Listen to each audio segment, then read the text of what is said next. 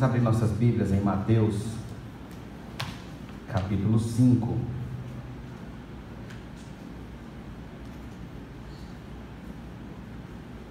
Vamos ler mais uma vez dos versos 17 ao 20.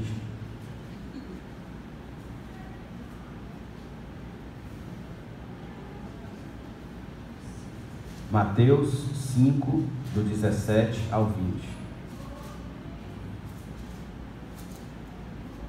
Não penseis que vim revogar a lei ou os profetas. Não vim para revogar, vim para cumprir. Porque em verdade vos digo, até que o céu e a terra passem, nem um i ou um tio jamais passará da lei, até que tudo se cumpra. Aquele, pois, que violar um destes mandamentos, posto que dos menores, e assim ensinar aos homens, será considerado mínimo no reino dos céus. Aquele, porém, que os observar e ensinar, esse será considerado grande no reino dos céus. Porque vos digo, que se a vossa justiça não excederem muito a dos escribas e fariseus, jamais entrareis no reino dos céus. Vamos orar.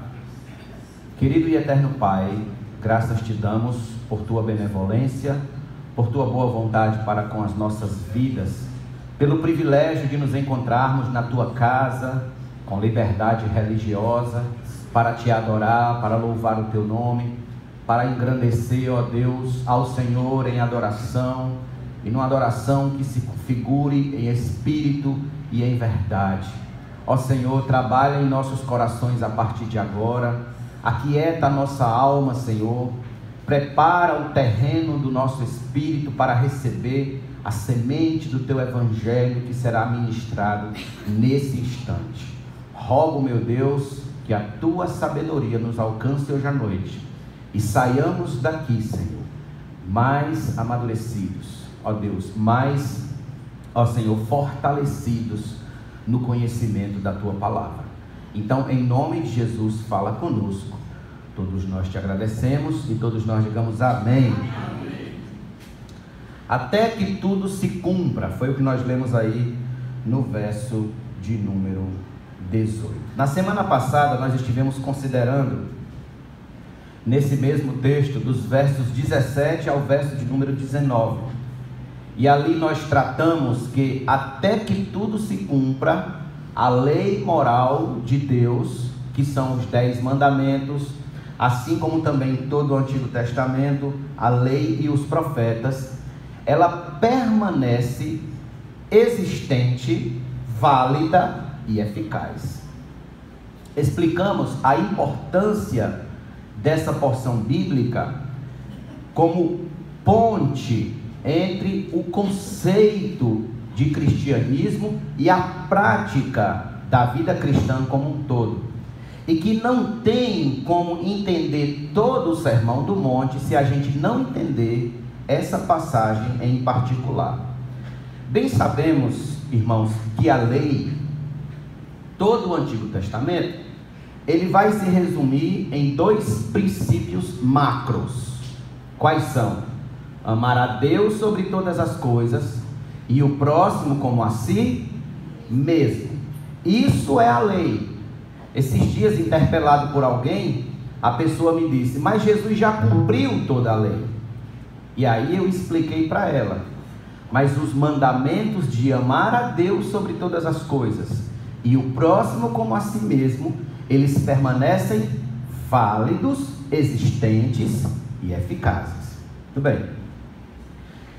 Jesus deixou muito claro que quem se olvidar, se negar a cumprir a lei e os profetas e ainda ensinar errado, Jesus deixou claro que esse homem ou essa mulher será considerado como um pigmeu, um mínimo, um pequenininho, anão, pode-se dizer assim, no reino dos céus. Então nós trabalhamos na semana passada em cima da seguinte pergunta: até que tudo se cumpra, o que Cristo requer de nós?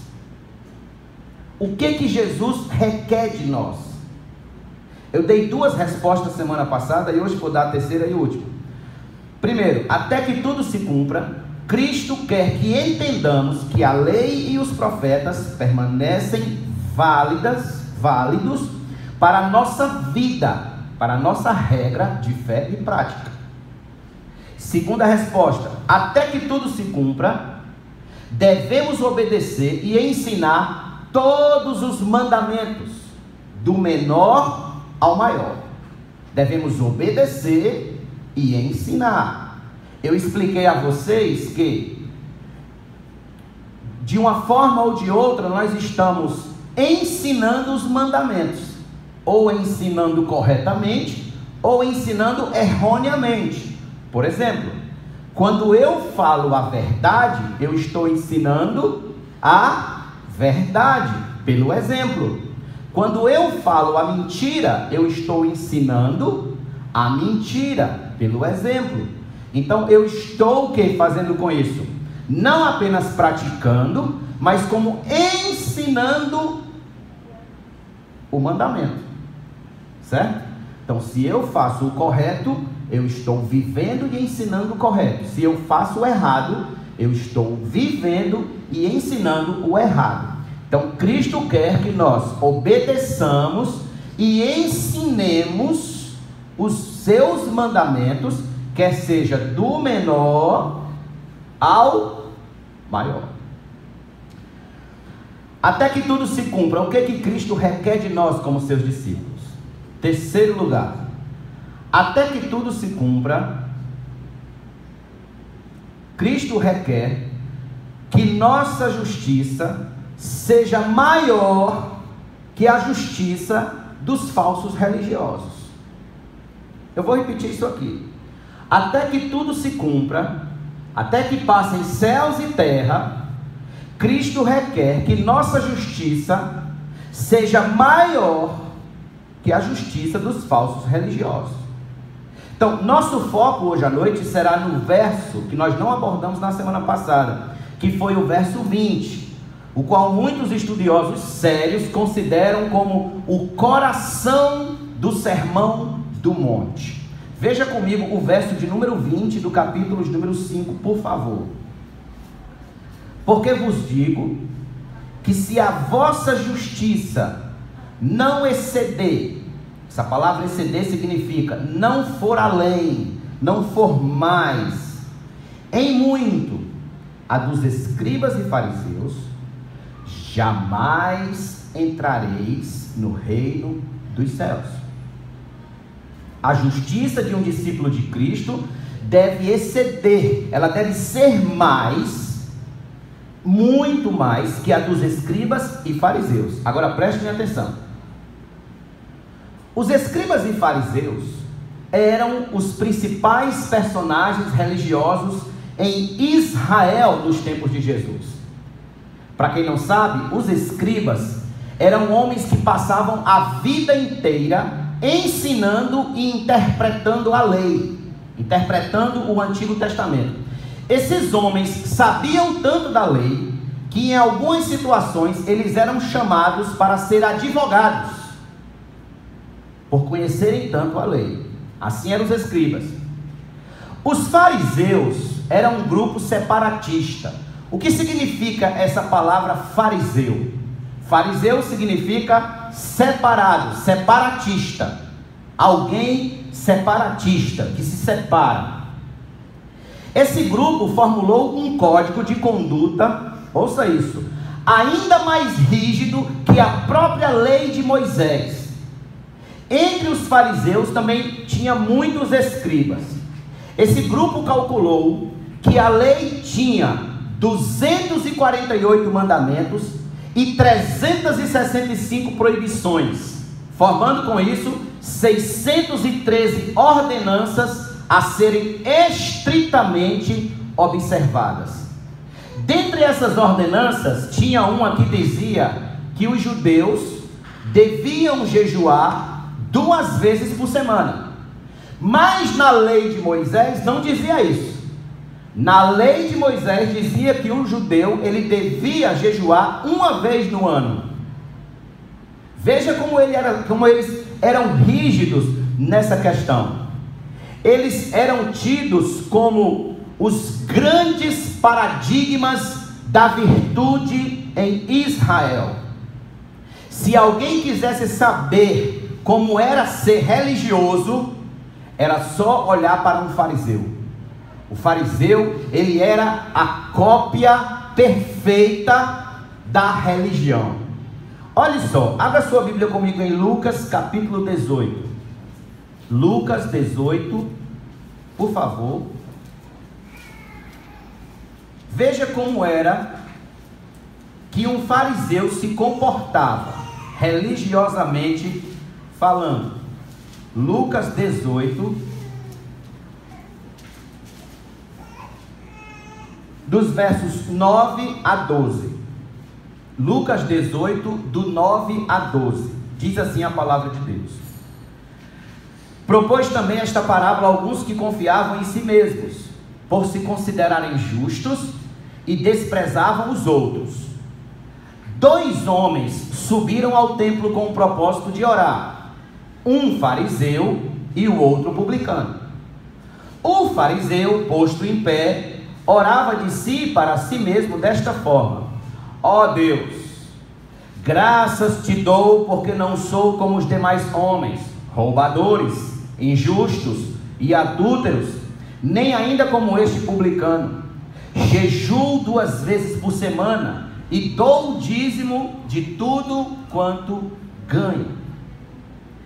Era arrogantemente assim que ele se enxergava, como pessoas religiosamente superiores a todos os demais. Nenhum homem comum ousava se comparar ao escriba ou a um fariseu, porque eles se mostravam sempre muito santos, muito consagrados, pessoas muito diferentes, intocáveis, insuperáveis no campo da religião. Portanto, foi de espantar a qualquer um quando Jesus disse: se a vossa justiça não exceder, não for mais que a justiça de um fariseu e de um escriba, vocês não vão poder entrar no reino de Deus. Logo, surge a pergunta: como que as pessoas simples de Israel, pescadores, agricultores, homens simples, alcançariam uma posição de justiça acima e muito daqueles a quem elas viam como os homens mais santos da sociedade? Como? Isso só seria possível, meus irmãos, de uma forma. Vamos entender o que o nosso Senhor está dizendo aqui. Vamos começar pelo Antigo Testamento. Preste atenção. Se você não prestar atenção nisso aqui, você não vai entender nada do que eu estou dizendo. Deus disse em Isaías, capítulo 61, versículo 3, que desenvolveria um povo que seria chamado de carvalhos de justiça, plantados pelo Senhor para a sua glória. O Senhor ia desenvolver esse povo, chamado carvalhos de justiça. Outra pergunta: como o Senhor iria desenvolver esse povo? Como ele ia criar esse povo chamado de carvalhos de justiça? Vocês sabem o que é carvalho, né? Carvalho é uma árvore. Carvalho é uma árvore muito forte, muito alta e muito forte. Então veja, como eles iriam então, como o Senhor iria então desenvolver esse povo? Muito simples.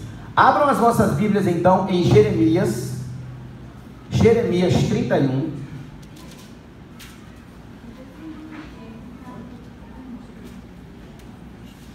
Jeremias 31,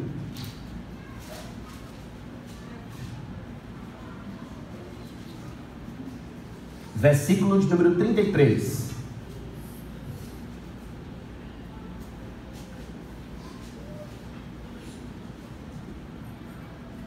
Veja só como o Senhor vai desenvolver o seu povo, conhecido como carvalhos de justiça.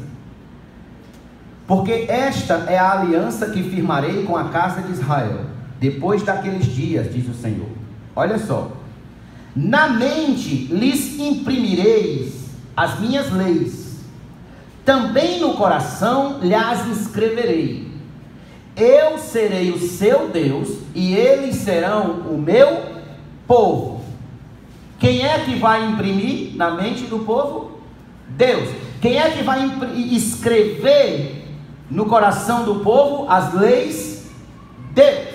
Ok? Agora dê um salto aí para Ezequiel, livro do profeta Ezequiel, que é o próximo livro, Jeremias, Lamentações de Jeremias, e agora Ezequiel. Ezequiel, capítulo de número 36. Nós estamos vendo como que o Senhor prometeu desenvolver um povo, e iria desenvolver um povo chamado carvalhos de justiça.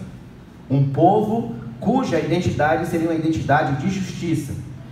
Ezequiel 36, verso de número 26. Olha o que o Senhor diz: dar-vos-ei coração novo, e porei dentro de vós espírito novo.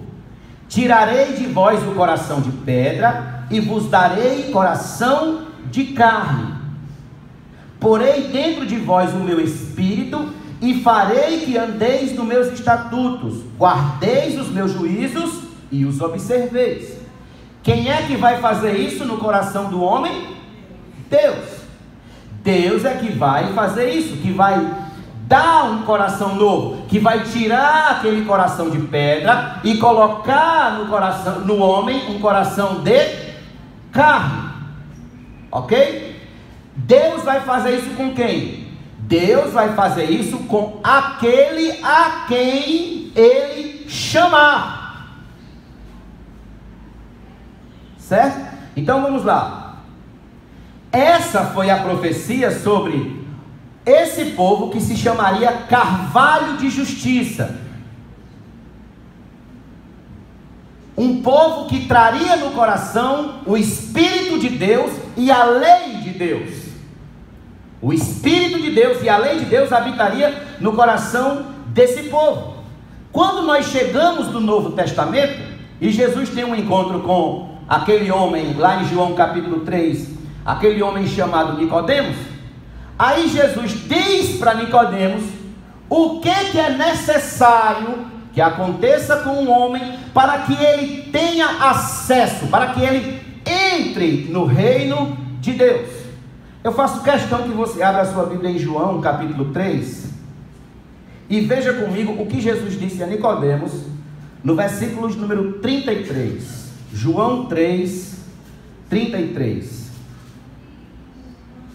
Então Deus prometeu no Antigo Testamento dar um coração de carne, remover o coração de pedra, escrever no coração do homem, na sua mente, as suas leis e os seus estatutos, pôr no homem o seu espírito. Então de que forma é que isso vai acontecer?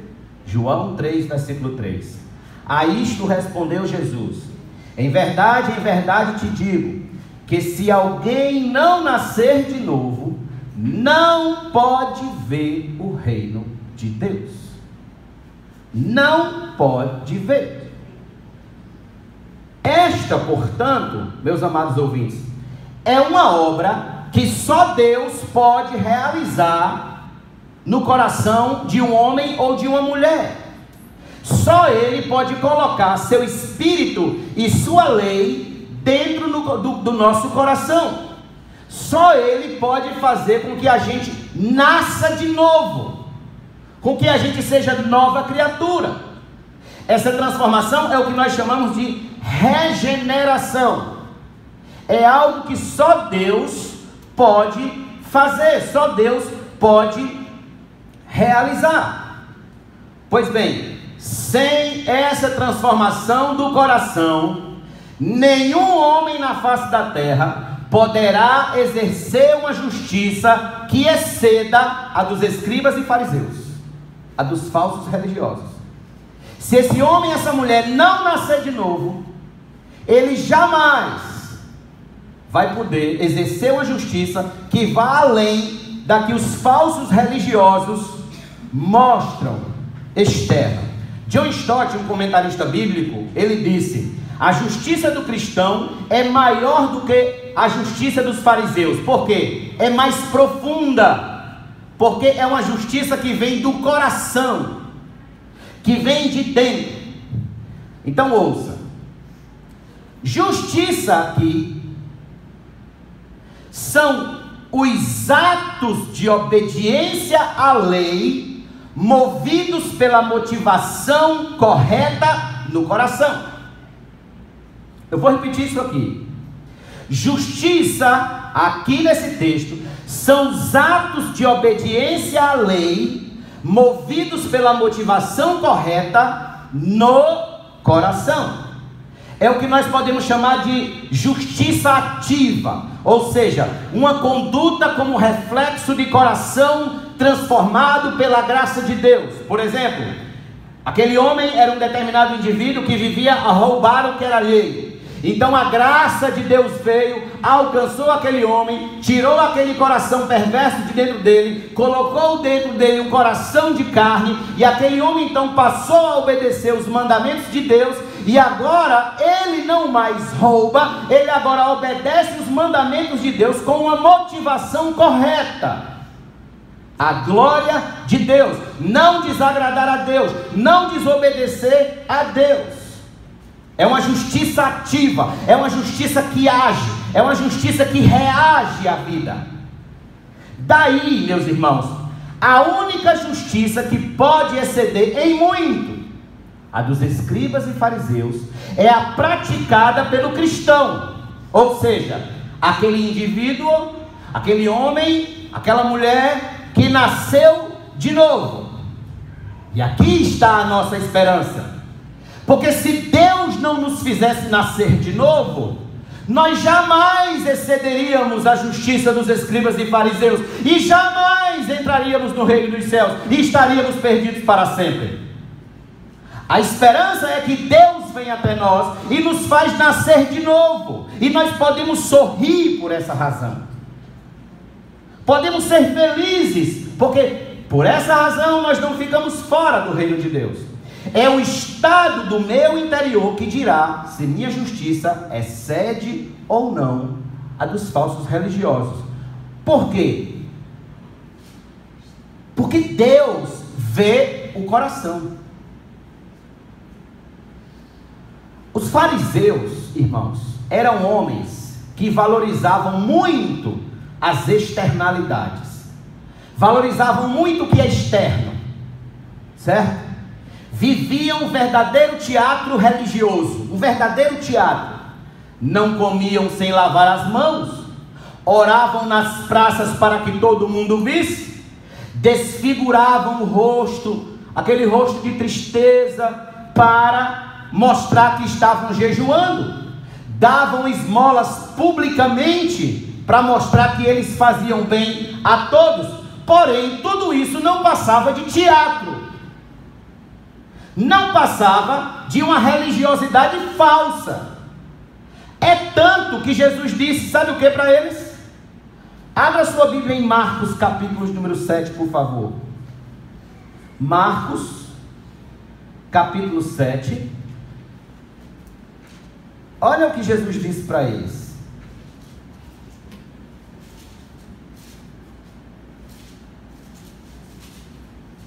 Versículo 1 em diante.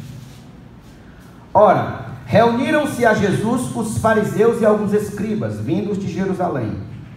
E vendo que alguns dos discípulos dele comiam pão com as mãos impuras, isto é, por lavar, pois os fariseus e todos os judeus, observando a tradição dos anciãos, não comem sem lavar cuidadosamente as mãos, quando voltam da praça não comem sem se aspergirem, e há muitas outras coisas que receberam para observar, como a lavagem de copos, jarros e vasos de metal e camas. Interpelaram-no os fariseus e os escribas: Por que andam os teus discípulos de conformidade com a tradição? Desculpa, por que não andam os teus discípulos de conformidade com a tradição dos anciãos, mas comem, olha o que eles dizem, com as mãos por lavar? Em outras palavras, comem com as mãos sujas. Respondeu Jesus: bem profetizou Isaías a respeito de vós, hipócritas, como está escrito: este povo honra-me com os lábios, mas o seu coração está longe de mim, e em vão me adoram, ensinando doutrinas que são preceitos de homens, negligenciando o mandamento de Deus, guardais as tradições dos homens. E disse-lhes ainda: jeitosamente rejeitais o preceito de Deus para guardardes a vossa tradição, pois Moisés disse: honra teu pai e a tua mãe. Quem maldisser a seu pai ou a sua mãe seja punido de morte. Vós, porém, dizeis: se um homem disser a seu pai ou a sua mãe, aquilo que poderias aproveitar de mim é corbã, isto é, oferta para o Senhor, então o dispensais de fazer qualquer coisa em favor de seu pai ou de sua mãe, invalidando a palavra de Deus pela vossa própria tradição, que vós mesmos transmitistes, e fazeis muitas outras coisas semelhantes. Observe, o coração dos fariseus era um coração avarento, apegado ao dinheiro, apegado aos bens, apegado ao material. Isso era tão forte neles, que eles negavam o 5º mandamento: honra teu pai e tua mãe, certo? Eles maquiavam. Sabe o que é maquiar, né? Todo mundo sabe. Eles maquiavam como oferta ao Senhor aquilo que era devido para ser usado em benefício de seus pais. Aquilo que era para ser benefício dos pais, para eles honrarem os pais, dinheiro, a comida, enfim, eles diziam: não posso dar para os meus pais, isso aqui tem que ser do Senhor. Automaticamente eles descumpriam o mandamento de honrar a pai e mãe. Todavia, meus irmãos, sabe do que é que Jesus classifica esses homens? Os homens, os religiosos, os mais santos, publicamente, externamente falando em Israel. Sabe do que é que Jesus chama eles?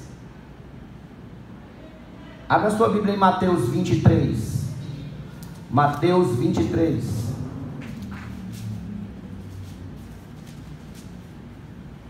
Versos de número 1 a 4. E depois versos de número 27.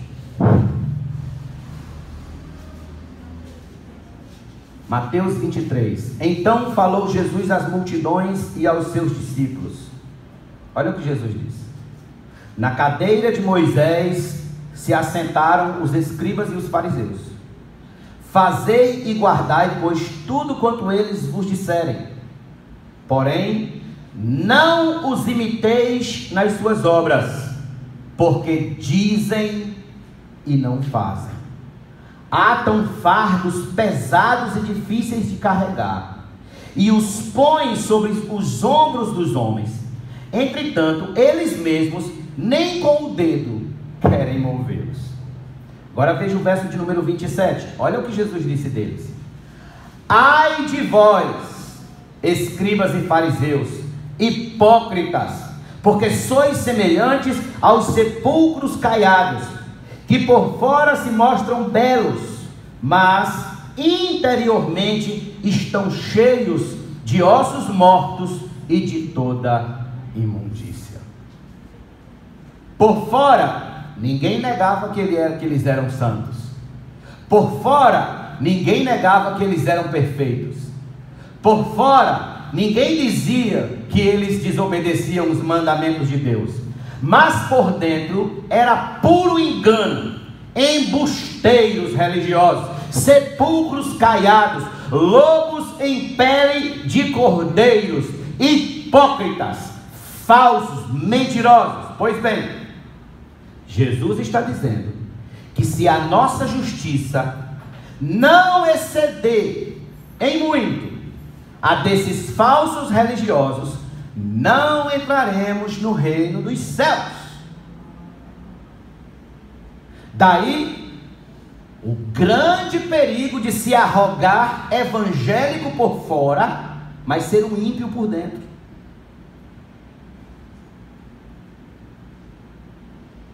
É um grande risco dizer que, por ser evangélico, eu sou melhor do que A ou B. Porque se isso não for verdade, eu estou só amontoando condenação sobre a minha cabeça. Se eu me arrogo de evangélico e digo que sou melhor do que A ou B, e isso não é verdade, eu estou só encostando aqui o material da minha condenação. Eu estou só amontoando problemas na eternidade para mim. Meus amados irmãos, creio eu que um dos motivos porque a igreja é tão achincalhada lá fora, é tão zombada, tão menosprezada, tão rejeitada, é porque ela nutre em seu seio homens e mulheres que por fora são tidos como evangélicos, mas por dentro seus corações nunca foram transformados, nunca foram regenerados, nunca nasceram de novo. Corações mundanos, cheios de carnalidades, amantes dos prazeres, linguagem imoral, comportamento indecente, ávidos por fama, por dinheiro, por sexo, poder, influência. Gente que enfileira as trincheiras da igreja, mas o coração está a serviço do diabo, do inimigo de nossas almas. Homens que não nasceram de novo, homens que ocupam posição de destaque, mas que nunca experimentaram o impacto da graça de Deus em suas almas. Santos por fora, mas demônios por dentro. Se tudo o que Jesus disse, o que Jesus denunciou nos escribas e fariseus, se tudo o que Jesus denunciou neles pudesse ser denunciado de nós também, isso prova que nós não nascemos de novo. Isso prova que nós não somos filhos do reino dos céus. Em outras palavras, deixa eu ser mais claro. Se a nossa justiça, se a nossa vida, se a nossa conduta, se a nossa santidade não excederem muito a das testemunhas de Jeová, não excederem muito a dos adventistas do sétimo dia, se a nossa justiça não for maior que a dos mormons, não for maior que a dos budistas, que a dos os islâmicos, os muçulmanos, não for maior que a dos espíritas, não for maior do que a dos católicos, não for maior do que a dos ateus, nós não podemos entrar no reino dos céus. Então a gente olha para essas seitas cristãs e a gente vê um povo compromissado com o engano, compromissado com a mentira, compromissado com o que é falso. Se o nosso compromisso com o reino de Deus não for maior que o compromisso deles com o reino do engano, nós não entraremos no reino dos céus. Não ache que você vai morrer e só porque você morreu virou bonzinho, não. Isso não garante o céu para ninguém, absolutamente para ninguém. Isso é desesperador. Não acho. Na sociedade moderna, assista os programas policiais e você vai ver que está lá gente morrendo diariamente, e depois que morre parece que vira, morreu, pronto, tem direito ao céu. Não, a morte não dá direito ao céu. A única garantia que nós temos ao céu é o sangue de Cristo.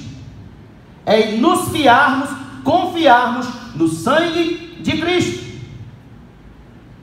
Se a nossa justiça não excede a dos falsos profetas, isso prova que nós não nascemos de novo, não fomos feitos novas criaturas, sendo que o único meio que temos para entrar no maravilhoso reino de Deus é sendo transformado na alma, fazendo parte de um povo cujo nome é Carvalhos de Justiça.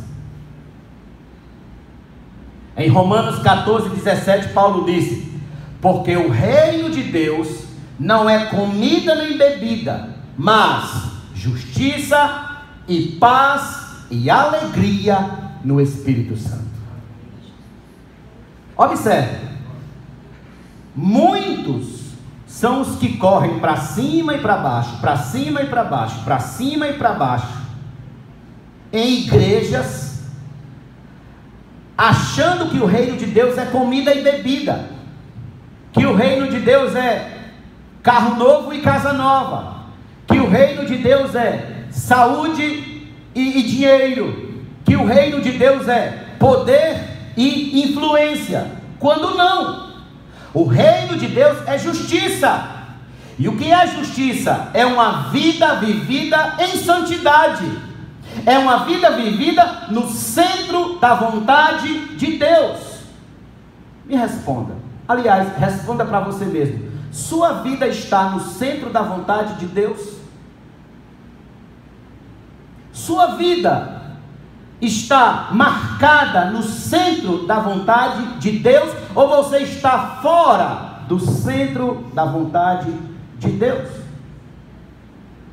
O grande sinal de que faço parte do reino de Deus é pela espécie de santidade que se pode perceber na minha vida. Eu falo sobre espécie de santidade exatamente porque há uma forma correta de se viver para Deus, ou seja, uma santidade gerada no coração, como eu disse há pouco, porque Deus vê o coração.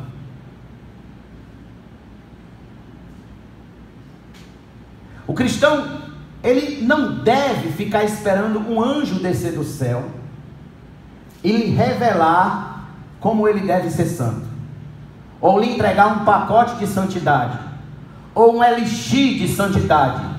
Tome esse elixir e a partir de agora você vai ser um homem santo ou uma mulher santa. Não! Isso já está escrito na palavra. O cristão, ele sabe o que deve fazer, como deve fazer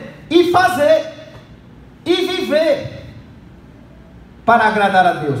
E uma vez que você estiver dentro do reino de Deus, constantemente examine seu coração. Como Paulo disse em 1 Coríntios: examine-se, pois, o homem a si mesmo.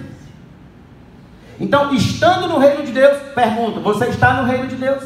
Você já entrou no reino de Deus?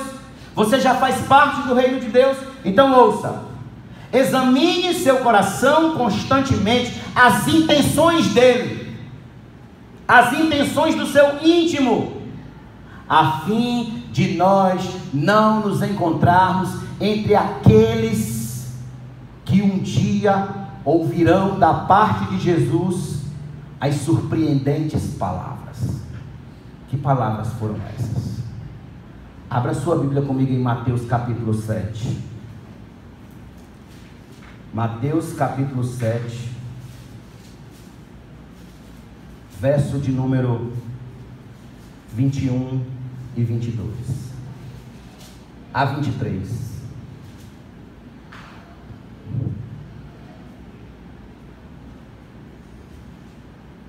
Nem todo, olha que palavras surpreendentes serão, nem todo o que me diz Senhor, Senhor, entrará no reino dos céus, mas aquele que faz a vontade de meu Pai que está nos céus.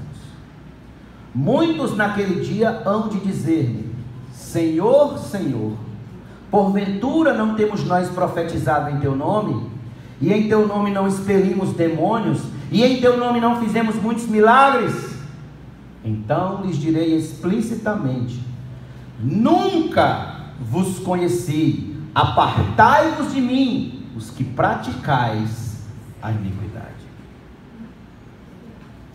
Infelizmente, muitos irão ouvir essas palavras, serão surpreendidos pelo pavor do inferno como último destino de suas almas, e estarão lá para sempre.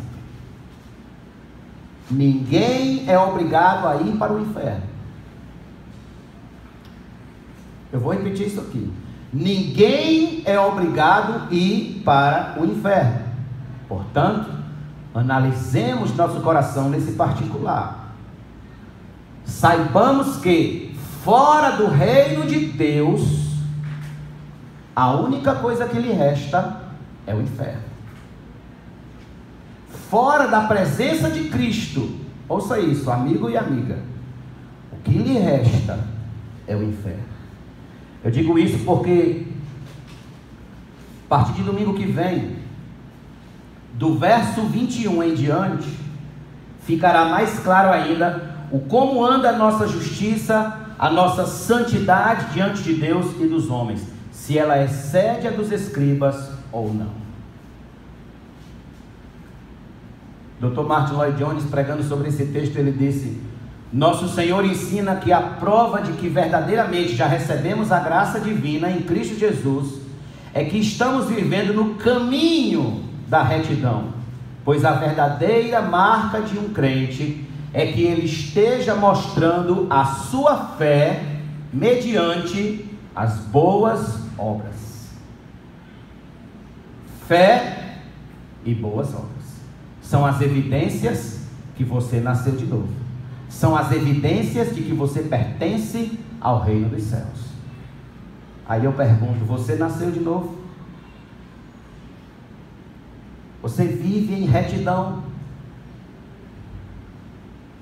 Você é marcado por uma vida de fé cheia de boas obras? Permitam-me mais uma vez citar um grande homem da história da igreja chamado William Tyndale. William Tyndale disse: haverá na igreja uma descendência carnal e uma descendência espiritual de Abraão, um Caim e um Abel, um Ismael e um Isaque, um Esaú e um Jacó. Como já disse, uma grande multidão deles são chamados, um pequeno rebanho apenas deles são eleitos e escolhidos. Muitos são chamados, muitos, mas poucos escolhidos. Pergunto a você, responda para você mesmo: é a sua alma que está em jogo? É a sua vida eterna que está em jogo? Responda: a que grupo você pertence? Você pertence à multidão dos chamados ou ao pequeno rebanho escolhido por Deus? Sua vida tem sido expressão de justiça, uma justiça que excede a dos falsos religiosos que moram na sua rua, que moram no seu bairro, que moram no nosso bairro, que trabalham perto de nós, que estudam perto de nós? A santidade na sua conduta, na sua prática existencial, no seu falar, no seu vestir, no seu trabalhar, no seu andar, na maneira como você se comporta, na maneira como você lida com seus pais, com seu marido, com sua mãe, com seus filhos, com seu patrão. Nossa justiça precisa exceder em muito a dos escribas e fariseus. Em muito. Analise seu coração. E eu encerro dizendo que, sem isso, sem que a nossa justiça exceda em muito a dos falsos religiosos, nós não poderemos entrar no reino de Deus.